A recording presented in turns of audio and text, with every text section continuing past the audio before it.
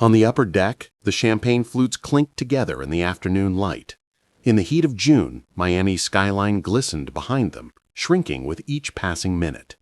Jannette Mizener was standing at the railing and watching pelicans skim the turquoise water while her sundress floated in the salt air. For this moment, a 7-day Caribbean escape aboard the MS Coral Princess, she had saved for 2 years. She had finally granted herself permission to breathe at the age of 37 after enduring a difficult divorce and 18 months of working double shifts at Jacksonville Memorial Hospital. Sarah, her best friend, had almost persuaded her to put off saving more money for a year. But Jannette had been firm. Life was brief. She was due this. She felt something loosen in her chest as the ship cleared the government cut, something that had been tightly wound ever since the separation papers were signed. She had no idea that she would completely vanish in just 48 hours. There are no witnesses, a distress call, or a body. All that is left is an empty cabin and a door that is locked from the inside. Jannette Mizener had become a ghost by the time the sun rose on June 10th. In addition, the truth would remain concealed beneath layers of bureaucracy, corporate silence, and the carefully constructed lies of a single individual for nearly 2 decades. However, the ocean is bad at keeping its secrets. In addition, in the year 2023, a single photograph would break this case open completely, resulting in an arrest that would fundamentally alter South Florida. Please specify your viewing position. Have you ever considered canceling a trip because of the disappearance of a crew? The third morning while eating breakfast was the first indication that something was wrong. Jannette had made friends with the Hendersons, a retired couple from Tallahassee who met her every day at the Leo Deck buffet around 8:30. Mrs. Henderson enjoyed hot sauce on her scrambled eggs. Mr. Henderson made fun of his cardiologist and always ate too many pastries. Every morning, Jannette ordered the same thing: wheat toast, black coffee, and fresh berries served with Greek yogurt. The Hendersons were aware that she was a creature of routine, reliable, punctual. When she didn't show up until 9, Mrs. Henderson experienced the initial wave of worry. They had reached her cabin on deck 7 by 9:30. Silence when they knocked. This time, they called her name as they knocked harder. A steward who was passing by with new sheets paused and inquired if there was a problem. Mr. Henderson elaborated. Carlos Reyes, a Filipino teenager serving as steward, used his master key. 6 inches later, the door stopped. From within, the security chain was fastened. Through the gap, they could see an unmade bed, while Jannette's sandals were neatly displayed by the closet. Her suitcase was open on the floor, her water bottle was half drunk, and she was nowhere to be seen. Carlos contacted his manager. His manager contacted security. The bridge was called by security. A small group had gathered in the narrow corridor within 20 minutes. Robert Kimball, the ship's security chief and a former Miami-Dade police officer, arrived and decided to force entry. They had to use bolt cutters to cut the chain.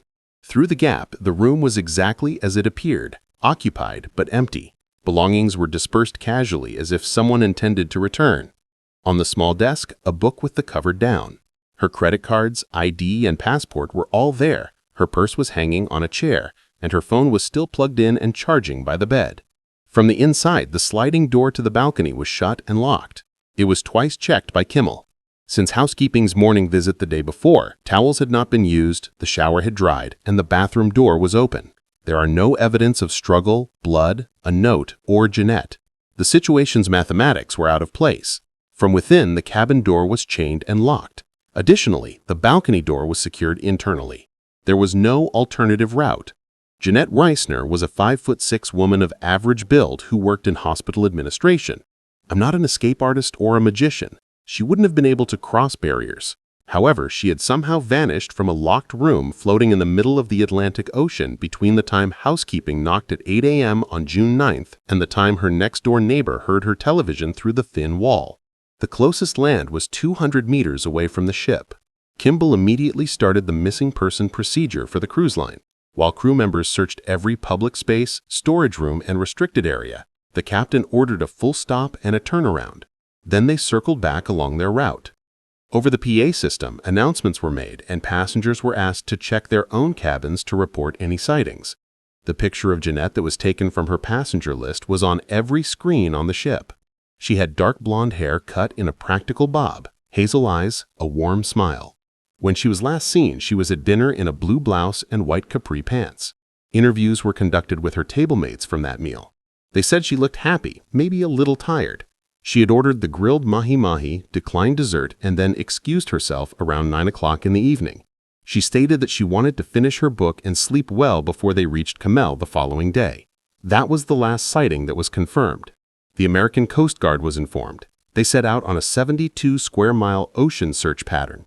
Grid patterns were used by helicopters.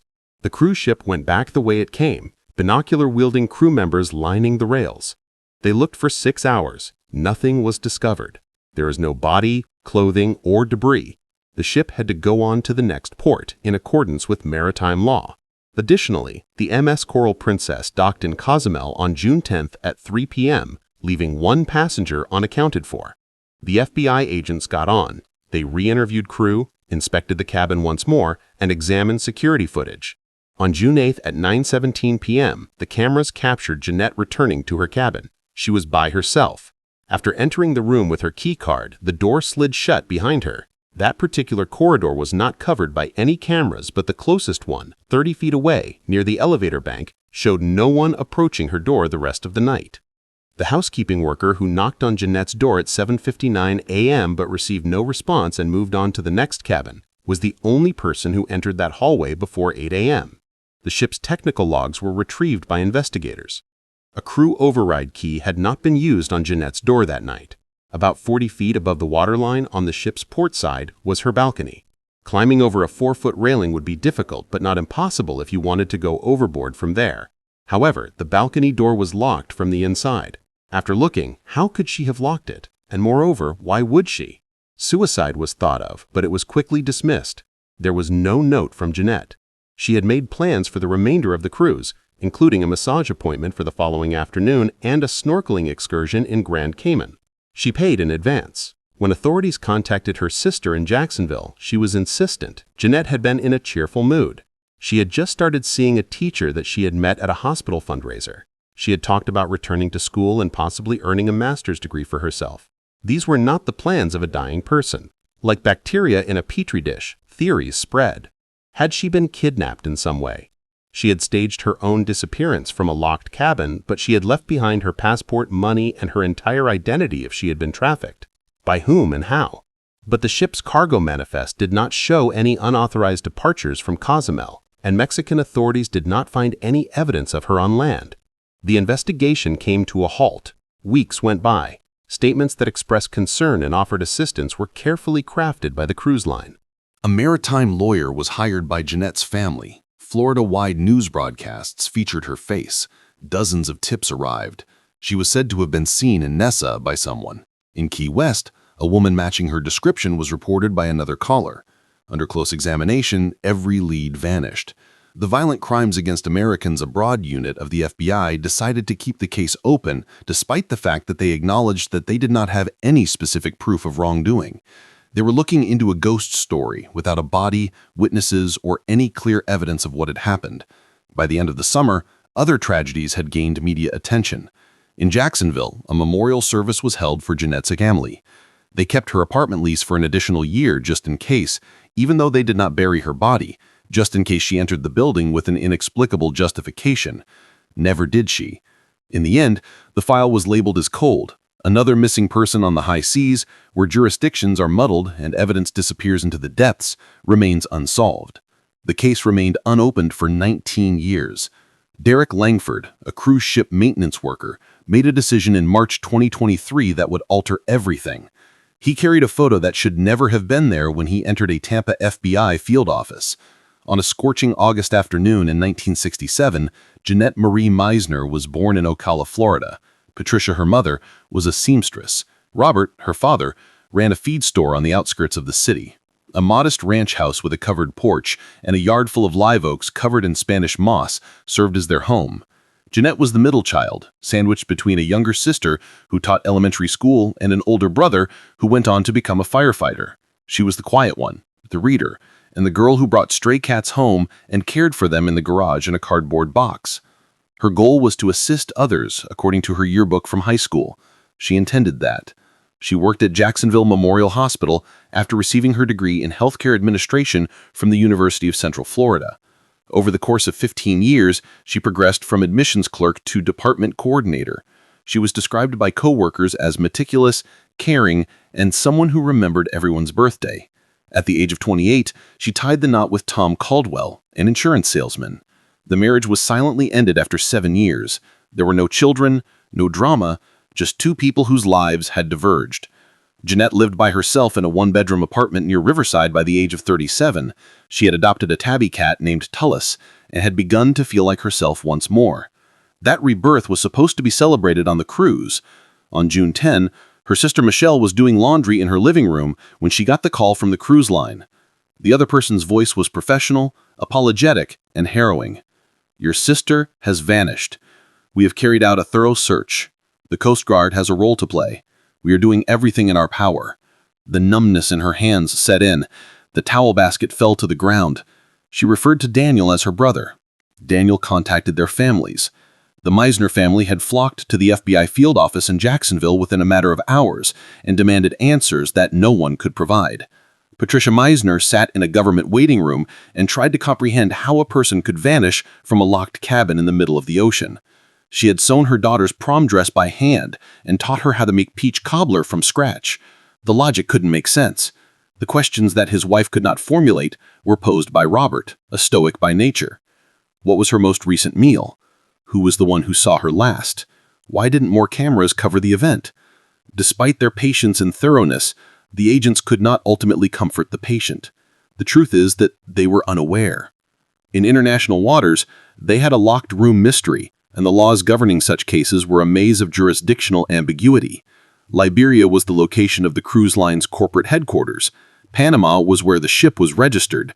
If there was a crime, it took place in the Atlantic. The involvement of American citizens conferred authority on the FBI. However, as the ship continued its course, evidence dwindled and memory faded. Michelle became the face of the family.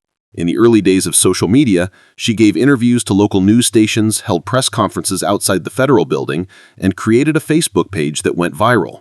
Search for Jannette Mizener. Numerous thousands of people followed the page. From as far away as Costa Rica and Portugal, theories were shared, prayers were said, and false sightings were reported. It turned out that every ping of hope was a dead end. A San Juan woman with a similar appearance. A tourist traveling through Barbados with the same haircut. They were not all Jannette. Benjamin Torres, a Miami attorney with a focus on maritime law, was hired by the Mizener family. Torres was unyielding. He filed motions requesting that the cruise line keep all crew employment files, footage, and records. He expelled crew members. He compared passenger lists to criminal databases by cross-referencing them. He discovered minor inconsistencies. There was one crew member with a license that was suspended, and there was another with a domestic violence charge from 8 years ago, but there was nothing that pointed to Jannette's disappearance. Citing corporate policy and privacy laws, the cruise line's legal team obstructed at every turn. Torres exerted more force. He got a judge to order the maintenance logs to be released. He found something troubling, but it wasn't conclusive. A routine check of the ship's water filtration system was scheduled on Deck 7, Jannette's deck, on the night she disappeared. Contrary to the cruise line's own procedures, the inspection was recorded as completed by Derek Langford, a maintenance technician, but there was no secondary signature or supervisor verification. This was mentioned by Torres in a legal brief. The cruise line responded that Langford was a reliable worker who had been with the company for 12 years and had never been disciplined. The absence of a signature was merely an administrative oversight. Torres wasn't happy, but he couldn't do anything about it without more evidence. Years replaced months. At Jacksonville Beach, the Mizener family held yearly vigils in which candles were lit at sunset and white balloons were thrown into the night sky. The initial few anniversaries were covered by local news stations before they stopped. There is a limited amount of public attention, and new tragedies constantly vie for it. Jannette's bedroom was kept exactly as it had been by Patricia Mizener. Her collection of ceramic lamps on the dresser, her preferred quilt folded at the foot of the bed, and her nursing textbooks on the shelf. She gave it a weekly dusting. Robert, who had always been the fixer and practical person, was unable to fix this. He went away and spent a lot of time in his workshop making birdhouses that he never sold. Despite the fact that Michelle continued to post updates to the Facebook page, engagement had decreased to a few devoted followers. On Jannette's birthday, the anniversary of her disappearance, and during holidays, she posted, "She never lost her belief that her sister needed answers." The case was kept open by the FBI, but no active agents were assigned to it. One of dozens of unresolved cold maritime cases, the file languished in a cabinet in the Jacksonville field office. Tom Caldwell, Jannette's former husband, remarried and relocated to Atlanta. In the cafeteria, her hospital colleagues held a memorial service. Then, gradually, people stopped talking about her. Bonnie went to live with Michelle, who already had 2 dogs, to avoid losing the cat. The lease on the apartment finally expired. The belongings of Jannette were boxed and kept in the garage of her parents. Without her, things continued as they were. However, Derek Langford did not forget. He carried in his gut the memory of what he had seen and photographed for 19 years, like a stone. In 2004, he was 26 years old, working as a maintenance technician and seeing the world for free. He had believed that by recording a safety violation, he would be able to influence a promotion or report it to a supervisor. Instead, he had stumbled upon something that scared him so much that he couldn't speak. For nearly 2 decades, the photograph was kept in a lockbox under his bed in a manila envelope. He switched jobs and became a building superintendent in Tampa, completely quitting the cruise industry. He had 2 daughters, got married, and coached their soccer teams. On top of a secret that calcified over time, he built a normal life. But guilt is patient. It lays low. It generates curiosity. Langford's daughters had graduated from college by 2023. His union remained stable. He was 50 years old at the time, and as he began to consider his legacy and the kind of person he wanted to be remembered as, he couldn't shake the image of Jannette Mizener's face on those old news broadcasts, her family pleading for information while he remained silent. He scheduled an appointment with the FBI in March. He showed them the picture and explained exactly what he had seen on June 8, 2004, when he was inspecting the water filtration system on Deck 7 and happened to look through a cabin window that should have been closed. On Gray Street, the FBI field office in Tampa is housed in a nondescript concrete and tinted glass building designed to deter curiosity. On a Thursday afternoon, Derek Langford sat in interview room C with his hands folded over the table. The manila envelope was positioned between them like trial evidence. His recorder was running, and Special Agent Nicole Ortiz was sitting across from him with a neutral expression. After working dozens of cold cases for the Bureau over the course of 11 years, she had learned not to get excited until she saw what people actually brought in. The majority of advice on ancient cases was useless. Bad memories, people who wanted attention, and well-meaning citizens who thought their dreams were real. However, Langford's demeanor compelled her to pay attention. He wasn't doing anything. He was embarrassed. That was the indicator. Without much fuss, he moved the envelope across the table. A 4x6 photograph, taken with a digital camera in the early 2000s, was contained within. The edges are worn from handling, and the colors are slightly faded. Industrial carpet, numbered cabin doors, and the distinctive sconce lighting Ortiz recognized from the MS Coral Princess deck plans she had reviewed when she had pulled the Mizener file that morning were all visible in the image of a corridor on what was clearly a cruise ship. But it was the content of the photo that made her breath catch. Through a partially open cabin door number 7312, visible on the placard, a woman could be seen sitting on the edge of a bed, her face turned toward someone outside the frame. The woman was Jannette Mizener. The timestamp in the corner read, June 8, 2004, 10:47 p.m. Langford's voice was hoarse when he began. He'd been doing his rounds that night. Standard maintenance check on the filtration access panels located in service corridors behind the passenger areas. The ship had a complicated layout. Public spaces up front, crew passages hidden behind paneled walls. You could move through the entire vessel without passengers ever seeing you. That's what he'd been doing around 10:45, walking the Deck 7 service hallway when he'd noticed one of the access panels was slightly ajar. Protocol required documenting any irregularities. So he'd pulled out his digital camera, the same one he used to photograph equipment serial numbers for his reports. As he'd approached to snap a picture of the panel, he'd glanced to his left and seen something that stopped him cold. Cabin 7312, Jannette's cabin, had its door cracked open about 6 inches, not wide, but enough to see inside. And what he had seen made his stomach turn. Jannette was sitting on her bed in her nightclothes, and standing over her was someone in a maintenance uniform. The person's back was to Langford, but he could see they were holding something. A small bottle, a cloth, maybe. Jannette's expression was strange, Langford said. Not scared exactly, confused, drowsy, like she was struggling to stay conscious. The moment lasted maybe 3 seconds. Then Langford's radio had crackled, his supervisor checking in, and the sound had made him flinch. The figure in the cabin had turned slightly, and Langford had gotten a glimpse of the profile before he had panicked and ducked back around the corner. Heart hammering, hands shaking, he'd fumbled with his camera and snapped one photo before retreating down the corridor. He hadn't known what he had witnessed, hadn't wanted to know. Agent Ortiz leaned forward. "Why didn't you report this immediately?" Her tone was measured, not accusatory, but the question hung heavy. Langford's answer came slow, each word costing him. He'd been terrified, young, new to the industry, supporting his mother back home who had cancer. The person in that cabin had been wearing a maintenance uniform, someone with crew access, someone who knew the ship's hidden passages. If Langford reported what he had seen and got it wrong, he could lose his job. And if he got it right, if something criminal was happening, then he'd be a witness against someone dangerous. So he'd done nothing. He'd finished his shift, gone to his cabin, and tried to sleep. The next day, when the announcement came that a passenger was missing, his blood had turned to ice. But by then, it was too late.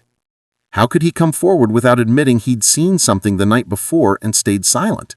He'd be implicated. They'd ask why he waited. They'd wonder if he was involved. The fear had metastasized into paralysis. He'd kept the photo as insurance, some vague notion that if things went wrong, he'd have proof he'd documented something. But weeks became months. The investigation closed, and Derek Langford convinced himself that coming forward would do more harm than good. The woman was gone. Nothing, he said, would bring her back.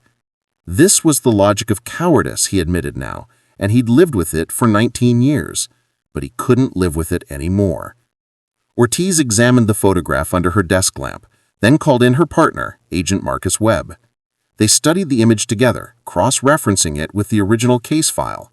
The cabin number matched, the timestamp placed at 90 minutes after Jannette's last confirmed sighting, returning to her room.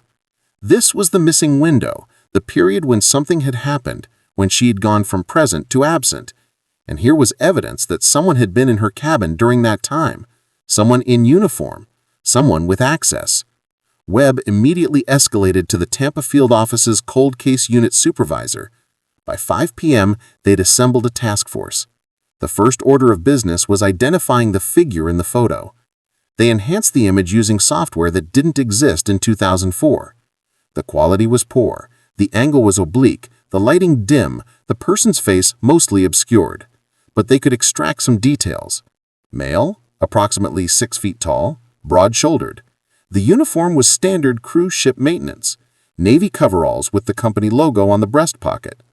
On his right hip, clipped to his belt, was a large ring of keys, the kind issued to senior technical staff who needed access to mechanical rooms and restricted areas. This was a critical detail. Not every maintenance worker carried that key ring. It suggested seniority, specialized clearance. The team pulled the cruise line's employment records for the MS Coral Princess crew roster on June 8, 2004. 23 maintenance personnel had been on duty. 14 were ruled out immediately. Wrong build, wrong shift. Documented elsewhere during the relevant time frame. That left 9 possibles. The investigation hit its first wall when they discovered that 3 of those 9 were now deceased. 1 from a heart attack in 2009. 2 in unrelated accidents. 2 others had left the cruise industry and moved to countries without extradition treaties, essentially unreachable. That left 4 viable suspects. The team began deep background checks, financial records, prior employment, criminal histories, travel patterns, social media. They were looking for red flags, patterns of behavior, anything that suggested capability and motive. One name rose to the surface like a body bloated with gas. Christopher Paul Harmon, age 51, now 44 at the time of Jannette's disappearance. He'd worked for the cruise line for 16 years, starting as a junior mechanic and advancing to senior maintenance engineer by 2003. His personnel file showed exemplary performance reviews, multiple commendations, no disciplinary actions. But when agents dug into his personal life, cracks appeared. In 1998, while working a Caribbean route, a female passenger had filed a complaint alleging that Harmon had entered her cabin uninvited under the pretense of checking the air conditioning. The complaint was investigated internally and dismissed due to lack of evidence. The passenger hadn't pursued it further. In 2001, another incident. A crew member, a housekeeper, claimed Harmon had made unwanted advances in a service corridor. Again, an internal review. Again, inconclusive. Harmon remained employed. The cruise line's legal team had settled both matters quietly. Standard practice to avoid publicity. There was a pattern here, faint but present. Access, opportunity, a history of boundary violations, and something else. Harmon's work schedule on June 8th showed him assigned to mechanical inspections on decks 6 and 7 between 9 p.m. and midnight. The exact time frame, the exact location. They brought Langford back in, showed him crew photos from 2004. He couldn't make a definitive identification. Too much time had passed. The angle in his photo too poor. But he didn't rule Harmon out either. The build was right. The height matched. It could have been him. That wasn't enough for an arrest, but it was enough to dig deeper. Agents obtained a warrant for Harmon's current residence in Homestead, just south of Miami. He'd left the cruise industry in 2006, worked a series of short-term jobs, building maintenance, apartment management, and had been unemployed for the past 8 months. He lived alone in a rental duplex, drove a 20-year-old sedan, and had no significant assets. They executed the warrant on April 3, 2023. At 6 a.m., Harmon answered the door in boxer shorts and a stained t-shirt. Confused and indignant, the search team spent 4 hours going through his belongings. They found nothing directly connecting him to Jannette Mizener. No souvenirs, no trophies, no evidence of obsession. But in a storage unit he rented 15 miles away, in a box labeled ship stuff, they found something that changed everything. A set of master override keys, the kind that could open any cabin door on the MS Coral Princess, regardless of whether it was locked or chained from inside. Keys that should have been turned in when Harmon left his employment 17 years earlier. Keys that he kept for reasons he couldn't explain. And on one of those keys, under microscopic analysis at the FBI lab, they found traces of DNA. Female DNA. The sample was degraded, partial, but sufficient for comparison. On April 19th, the lab called with results. The DNA was a familiar match to Jannette Mizener's parents. It was her genetic material on a key that Christopher Harmon had hidden for nearly 2 decades. The human body is a library of invisible records. Every touch leaves behind microscopic evidence, skin cells, oils, traces of sweat that contain the blueprint of identity. DNA can survive for years on metal surfaces if conditions are right. Cool, dry, protected from sunlight and contamination. The keys found in Christopher Harmon's storage unit had been wrapped in cloth, sealed in a plastic bag, preserved unintentionally by a man who couldn't bring himself to throw them away. Why he kept them? Psychologists would later speculate, might have been a compulsion common to certain offenders, a need to maintain connection to the crime, to the moment of power, to the victim. Or perhaps it was simply carelessness, the keys forgotten in a box of old work gear. Either way, those keys became the thread that unraveled 19 years of silence when Agent Nicole Ortiz received the call from the FBI forensic lab in Quantico. She was sitting in her car outside a Starbucks, halfway through a vanilla latte that had gone cold.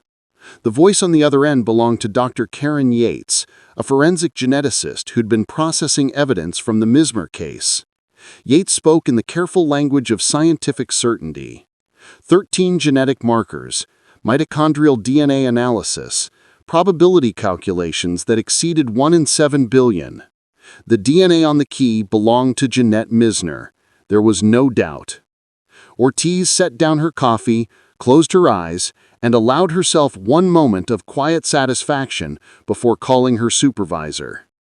The discovery transformed the investigation from circumstantial theory to prosecutable fact. But DNA alone doesn't tell a story. It provides a sentence, not a narrative.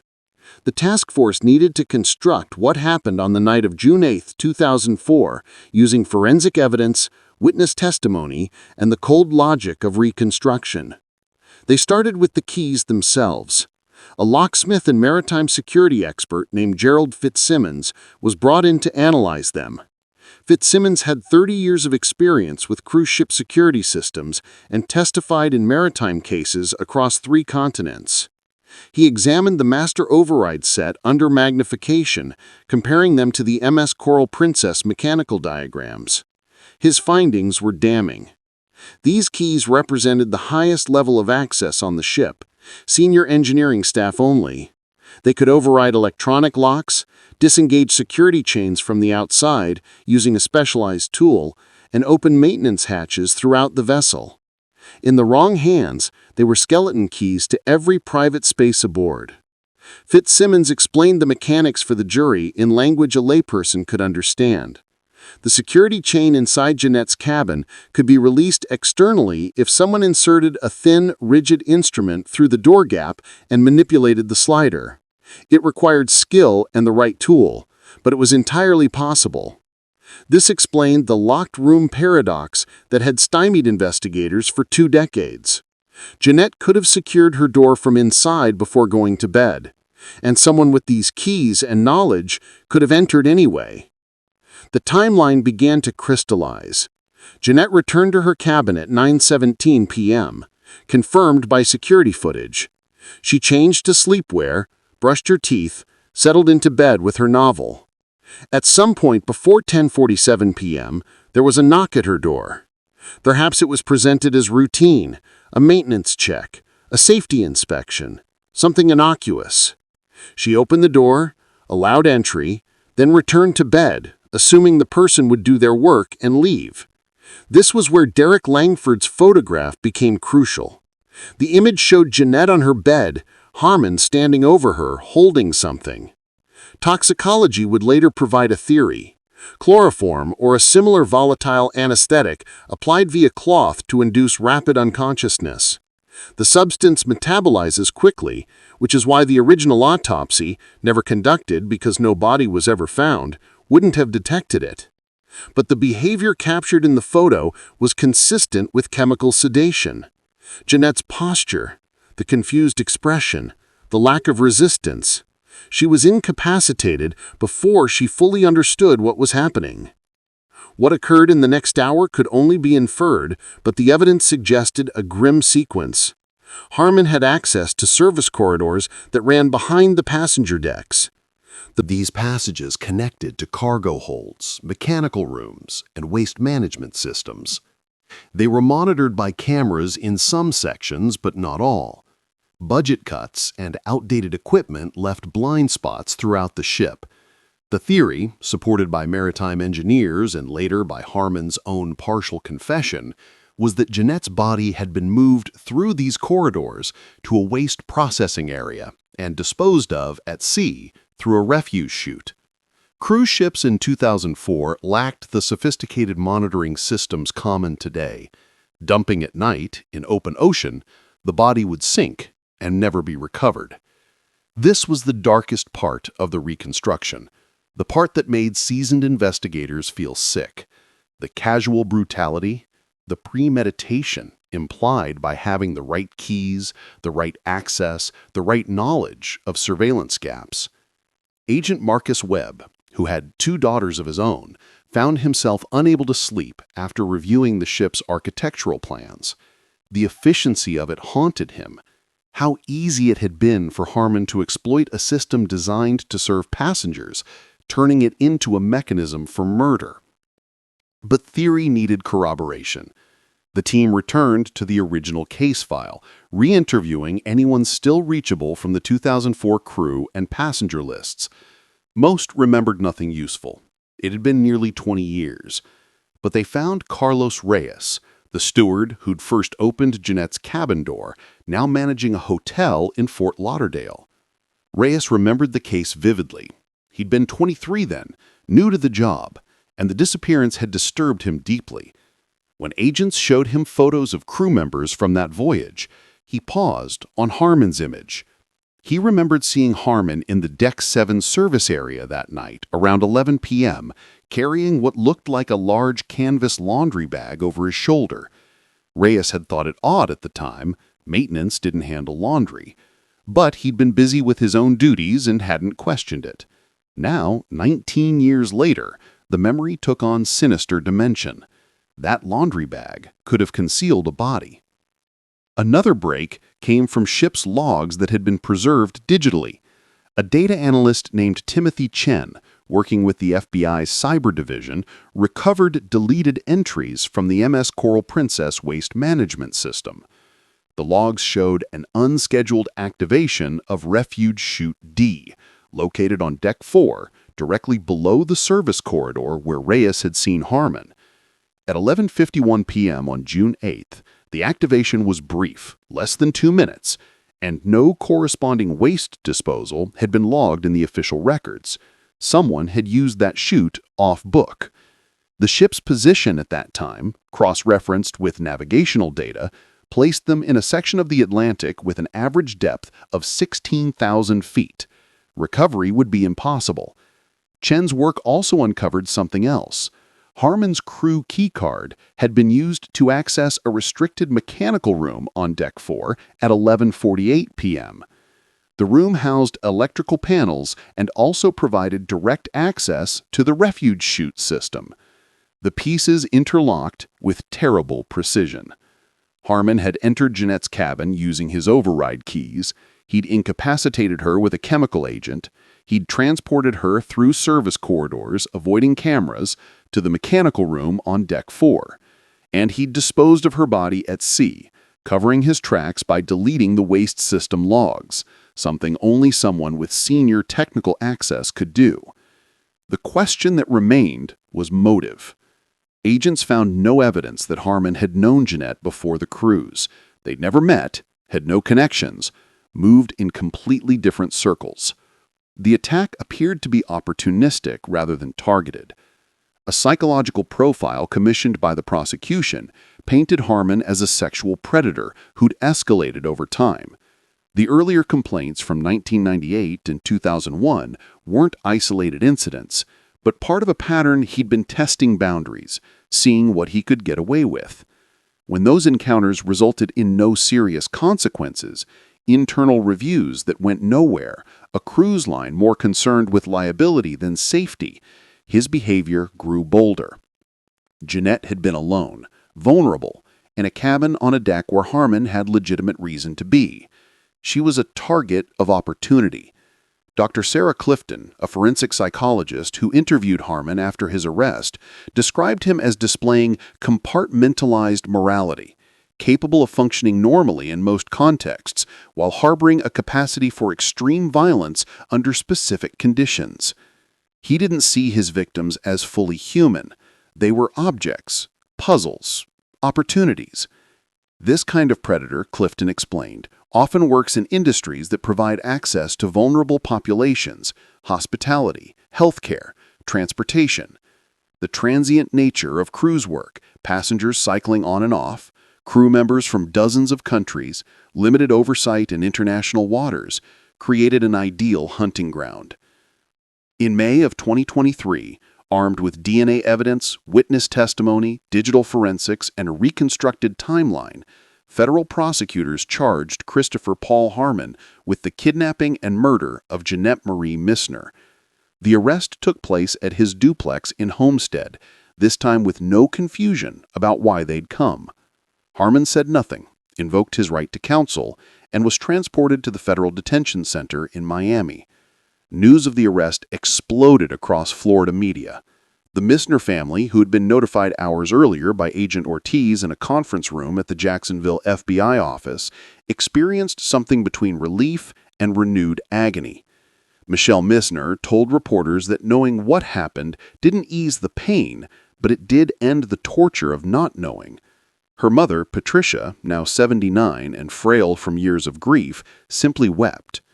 Her father, Robert, 81, said quietly that he'd always known someone had taken his daughter.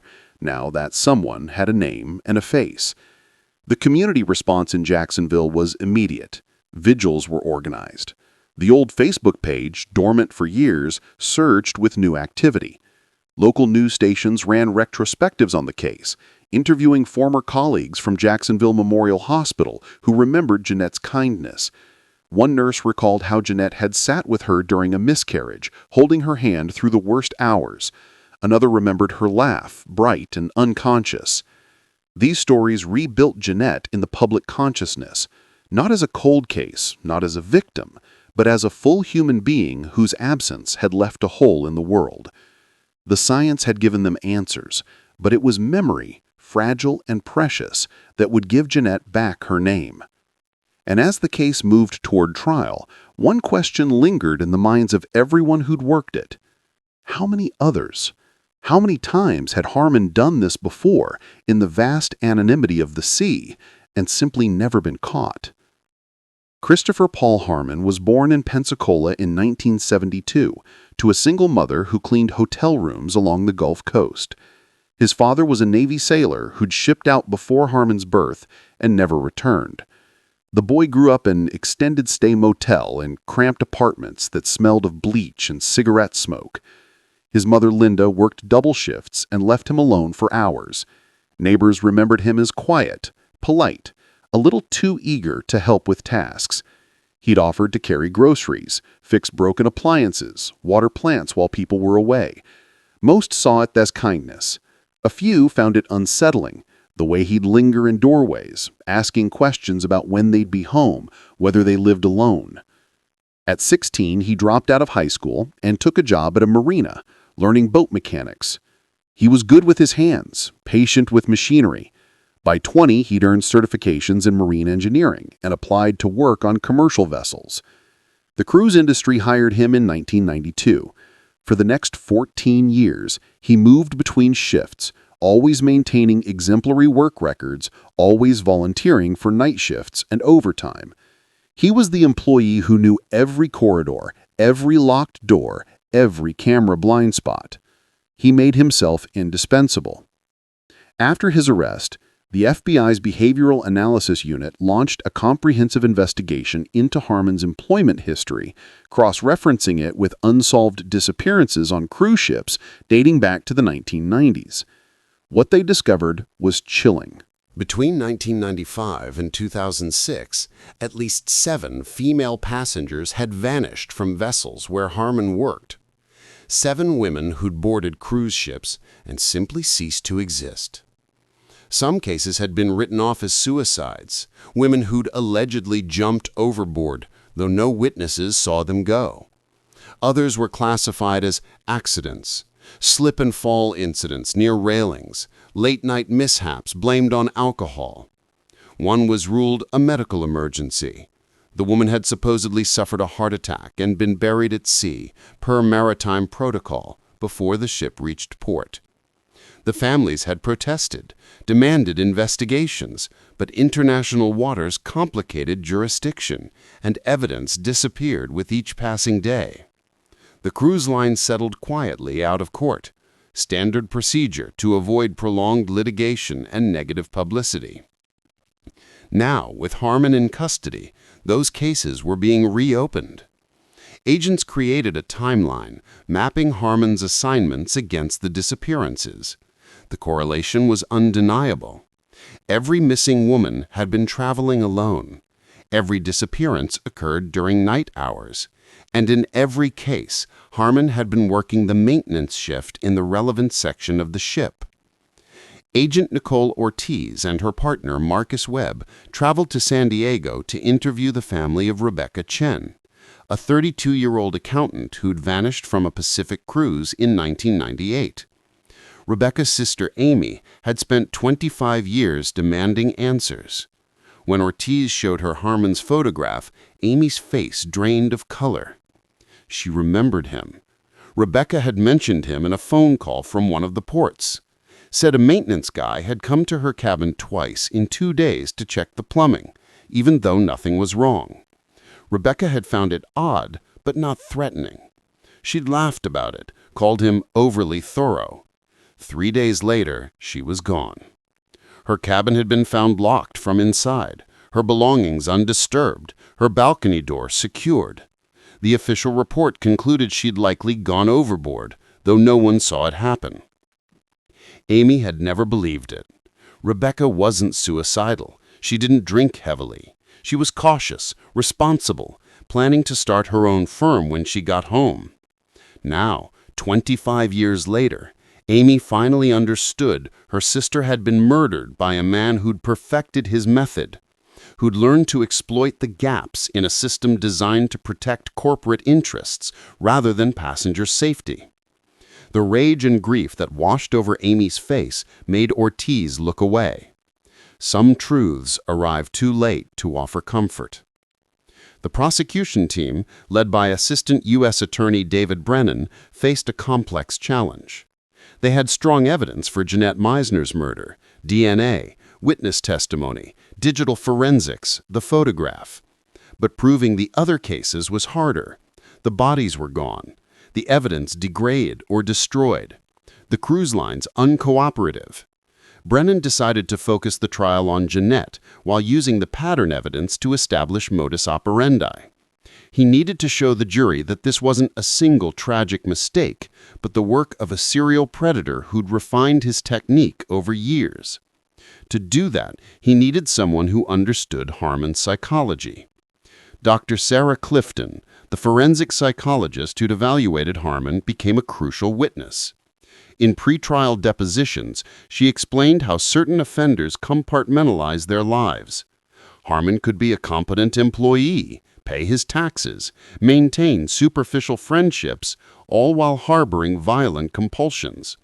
His choice of victim pool, solo female travelers in international waters, demonstrated sophisticated planning. These were women without immediate protection in an environment with limited law enforcement, where disappearances could be blamed on accidents or poor decision-making. It was predatory brilliance masked as coincidence. Harmon's defense attorney, a public defender named Jonathan Rhee, knew he was fighting an uphill battle. The evidence was overwhelming, but Rhee had an obligation to mount a defense, so he attacked the weakest points. The photograph was grainy, and the figure could be anyone. The DNA on the keys proved only that Jannette had touched them at some point, not when or under what circumstances. The timeline was circumstantial reconstruction, not witnessed fact. Rhee argued that Harmon was being scapegoated for systemic failures by a cruise industry desperate to avoid liability. But his arguments lacked conviction. Even he seemed to know they wouldn't hold. The trial began in September 2023 at the federal courthouse in Miami. The prosecution called 38 witnesses over 4 weeks. Derek Langford testified about the photograph, his voice steady despite the defense's attempts to paint him as an unreliable narrator who'd waited 19 years to come forward. Carlos Reyes described the laundry bag, the odd timing, Harmon's presence in areas where he shouldn't have been. Dr. Karen Yates explained the DNA evidence in meticulous detail, using charts and probability calculations that left no room for doubt. Timothy Chen walked the jury through the deleted waste system logs, showing how Harmon had covered his tracks with technical precision. Maritime experts testified about the ship's layout, the security gates, the ease with which someone with Harmon's access could move unseen. The most devastating testimony came from Jannette Mizener. She took the stand on the trial's 14th day, wearing a simple black dress and a silver necklace that belonged to her sister. Brennan asked her to describe Jannette not as a victim, but as a person. Michelle spoke for 20 minutes, painting a portrait of a woman who loved peach cobbler and terrible romantic comedies, who'd volunteered at animal shelters on weekends, who sent birthday cards that always arrived exactly on time. She described the last conversation they'd had, 2 days before Jannette boarded the cruise. Jannette had been excited, a little nervous about traveling alone, but determined to prove to herself that she could do it. Michelle had told her to be safe, to call from every port. Jannette had promised she would. When Brennan asked her what the past 19 years had been like, she paused for a long time. Then she said quietly that it had been like living with a ghost. Her sister was everywhere and nowhere. In old photos, in voicemails Michelle couldn't delete, in the chair that stayed empty at family dinners. Not knowing what had happened had been a special kind of torture, worse in some ways than grief, because grief has shape and grief can heal. Uncertainty just festers. Several jurors were crying by the time Michelle stepped down. Harmon never testified. His attorney advised against it, knowing the prosecution would destroy him on cross-examination. But Harmon's silence spoke volumes. He sat through 4 weeks of testimony with minimal expression, occasionally making notes on a legal pad, never making eye contact with the Mizener family seated 3 rows behind him. Dr. Clifton, watching from the gallery on days she wasn't testifying, noted his body language, detached, clinical, observing the trial as if it were happening to someone else. This was consistent with her evaluation. Harmon didn't see himself as a monster. He'd rationalized his actions through some internal logic that allowed him to sleep at night. Perhaps he'd convinced himself the women had wanted it, or deserved it, or simply didn't matter. Predators tell themselves stories to justify the unjustifiable. The jury deliberated for 6 hours.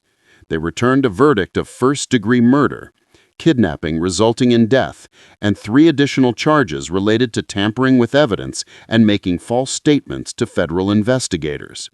The courtroom erupted in gasps and sobs.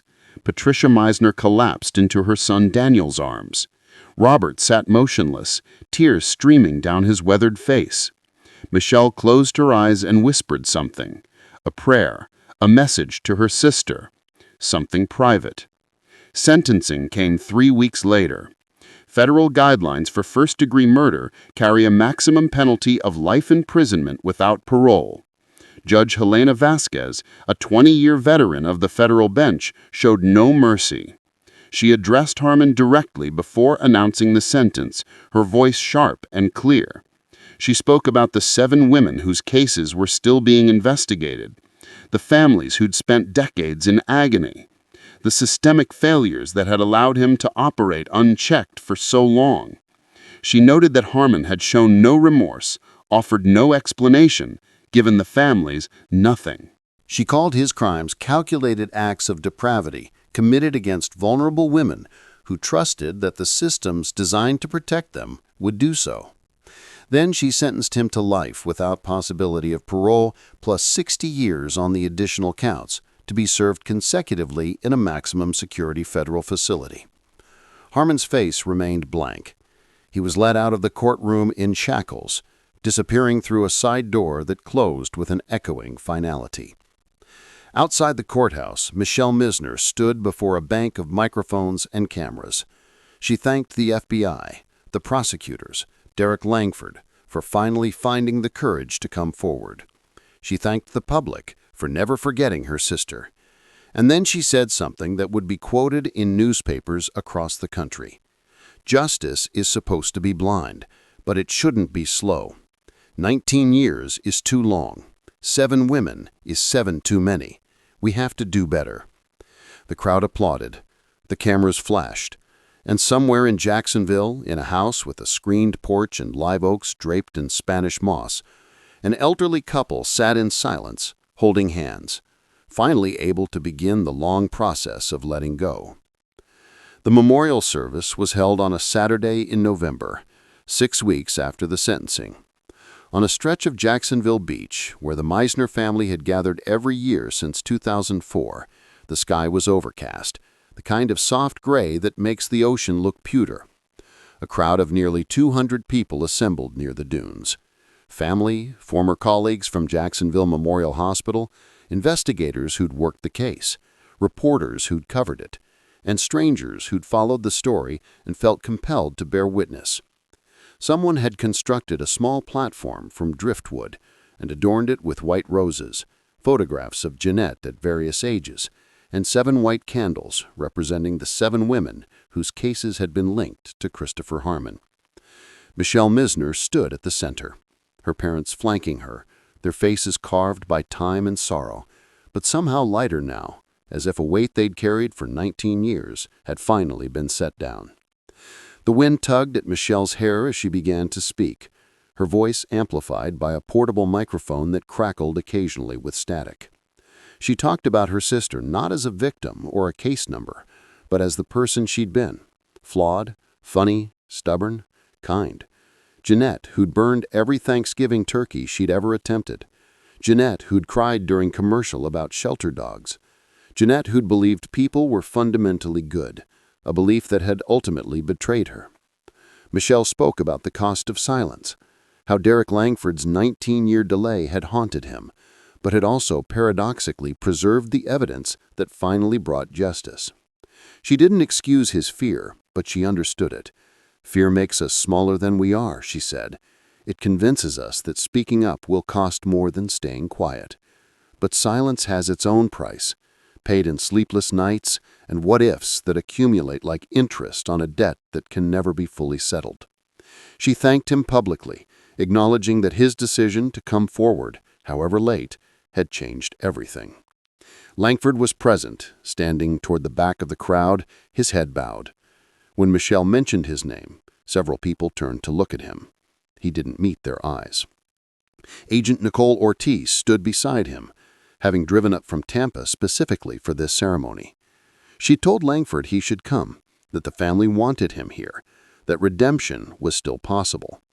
He'd been skeptical, but had come anyway. Now, listening to Michelle, he felt something crack open inside his chest. Not absolution exactly, but perhaps the beginning of it. Michelle moved on to thank the FBI agents, the prosecutors, the scientists whose meticulous work had translated microscopic traces into irrefutable truth. She thanked the journalists who'd kept the story alive when it would have been easier to let it fade. And she thanked the public for caring, for remembering, for refusing to accept that some disappearances were just the cost of modern life. Then she turned to face the ocean.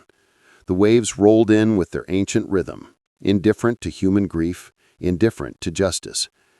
Michelle spoke directly to her sister, her voice breaking now, the careful composure she'd maintained throughout the trial finally crumbling. She said it was sorry it had taken so long, sorry that Jannette had spent 19 years as a question mark instead of a period. Sorry that she'd died afraid and alone in the hands of a monster. But she promised that Jannette's story would matter, that it would change things, that the 7 women, and perhaps others still unknown, would not be forgotten. She promised that their names would be spoken aloud, that their families would know they'd been seen and valued and mourned. This was the only power left to the living, to remember, to honor, to refuse erasure. Patricia Mizener stepped forward, her movement slow and deliberate. She carried a small wooden box hand-carved by her husband Robert during the long years of waiting. Inside were mementos, Jannette's nursing school graduation tassel, a pressed flower from her wedding bouquet to Tom Caldwell, a silver bracelet she'd worn constantly, a note she'd written to her mother on some long-ago birthday that said simply, "Thanks for everything, Mom. I love you." Patricia opened the box and let the wind take these fragments, scattering them over the water. The crowd watched in silence as the small objects tumbled through the air and disappeared into the surf. It was a burial of sorts, the kind that doesn't require a body, an acknowledgement that Jannette was gone, that the ocean had kept her, and that this was as close to bringing her home as they would ever get. Robert Mizener lit the 7 candles on the driftwood platform. As he did, Michelle read their names aloud. Rebecca Chen, vanished 1998. Lauren DeMarco, vanished 2001. Simone Broussard, vanished 2002. Angela Petro, vanished 2003. Jannette Mizener, vanished 2004. Christina Ruiz, vanished 2005. Maya Okonkwo, vanished 2006. 7 names, 7 lives interrupted. The FBI was still investigating each case, building evidence for potential additional charges, though everyone understood that prosecuting crimes nearly 29 years old, with no bodies and degraded evidence, would be difficult. But the investigations alone mattered. They told the families that their daughters, sisters, mothers were more than statistics, more than legal footnotes. Agent Marcus Webb had taken personal charge of the Rebecca Chen case, corresponding regularly with Amy Chen, sharing updates even when there was nothing new to report. This was justice looked like in its most human form. Not just courtrooms and verdicts, but the painstaking work of witnessing, of saying, "I see what was done to you, and it was wrong, and I will not let it be forgotten." The crowd began to sing softly, a hymn that Patricia had requested, Amazing Grace. The old words carried across the beach, mingling with the sound of the waves. Some people sang from memory. Others just hummed along. A few couldn't manage any sound at all, and simply stood with tears streaming down their faces. When the song ended, a young woman stepped forward from the crowd. She was in her mid-20s, dressed in jeans and a University of Florida sweatshirt, her dark hair pulled back in a ponytail. She approached Michelle hesitantly, introduced herself as Erin Vasquez. She'd been following the case online, and she said she needed to share something. 2 years ago, she'd taken a cruise with her boyfriend. On the second night, a crew member, maintenance she thought, had knocked on her cabin door around 11 p.m., said he needed to check a reported leak. She'd let him in, he'd gone into the bathroom, spent a few minutes looking under the sink, then left. But something about the encounter had felt wrong. The way he'd looked at her. The fact that there had been no leak, no follow-up, no record of the visit when she'd asked at the front desk the next day. She'd mentioned it to her boyfriend, who told her she was being paranoid. She'd tried to forget about it. But after Harmon's arrest, after reading the details of his method, she'd realized what had probably happened. She'd been evaluated as a potential target and ruled out. Maybe because her boyfriend was there. Maybe because she'd seemed too alert. Maybe for reasons she'd never know. She dodged something terrible without even realizing she was in danger. Erin's voice shook as she said this, and Michelle embraced her. This stranger who'd come to a memorial for a woman she'd never met because she understood viscerally how close she'd come to being another name on another list. This was the hidden mathematics of predation. For every victim, there were dozens of near misses. Women who'd felt a flicker of unease and dismissed it, who'd been lucky for reasons they couldn't articulate. The cruise industry, for its part, had remained largely silent throughout the trial. A spokesperson had issued a brief statement after the verdict, expressing sympathy for the victims' families and emphasizing that safety protocols have been significantly enhanced since 2004. But there had been no acknowledgement of systemic failure, no acceptance of institutional responsibility for allowing Harmon to operate unchecked for 14 years despite multiple complaints. Michelle had filed a civil suit on behalf of her family and the other victims' families, seeking damages and, more importantly, demanding policy changes. Mandatory camera coverage in all service corridors, independent oversight of crew background checks, stricter protocols for cabin access, and a publicly accessible database of complaints against crew members.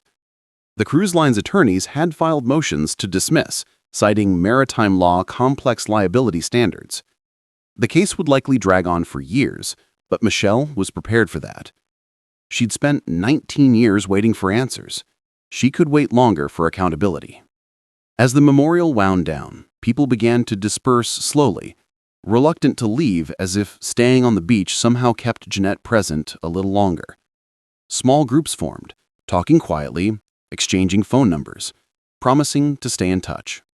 The families of the other 6 women had traveled from across the country to be here: California, Texas, New York, Illinois, Louisiana, Maryland, and they'd formed a bond forged in shared trauma and shared relief. They intended to establish a foundation in the names of the women to support families of missing people and advocate for cruise ship safety reform. These strangers, who spoke with Patricia and Robert, were able to comprehend their grief in a way that only friends and neighbors could. That understanding had a sacred quality to it, a nonverbal communion.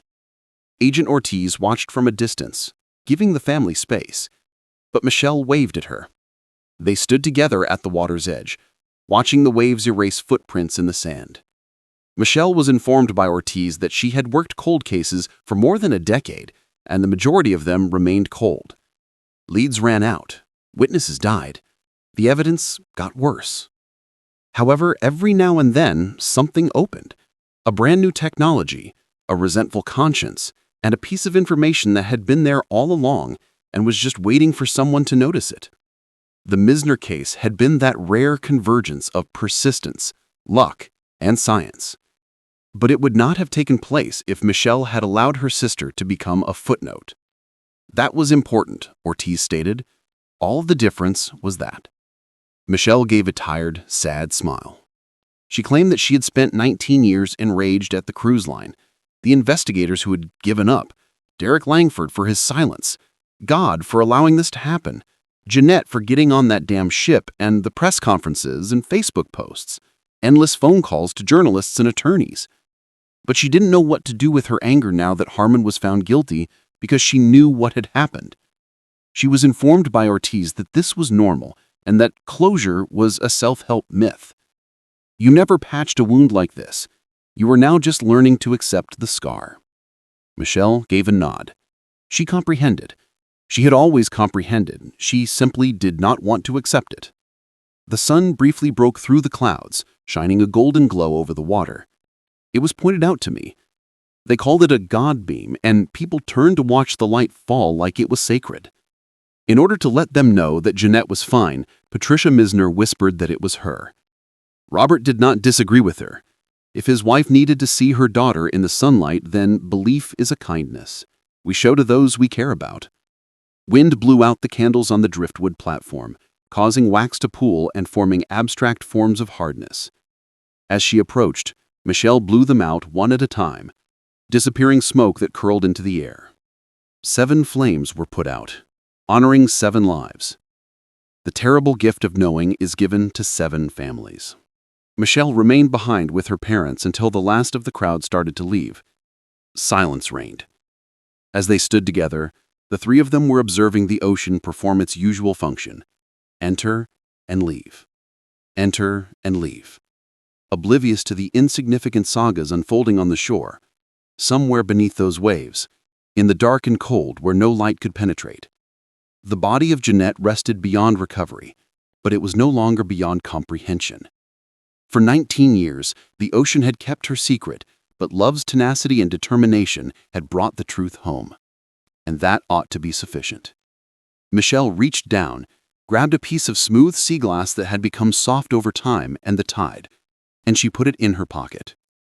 A beautiful piece that has been made from a broken piece with patience. She walked away from the water and toward the parking lot with her parents in her direction. Alongside her, the ancient work of the waves continued behind them, washing away the traces of the memorial from the sand and making the beach spotless and ready for whatever came next. Finally, the truth had come to light. Jannette Mizener, 37, who only desired a week of peace and sunshine, could finally rest now that imperfect and late justice had been served. Never forgotten, not forgotten at all. Memory keeps secrets forever, whereas the ocean keeps them poorly. Click the button to subscribe, ring the notification bell, and forward this video to someone who enjoys true crime films. Your assistance assists in bringing cases to light that might otherwise go unnoticed. Which of the cold cases do you believe needs more attention? Comment down below.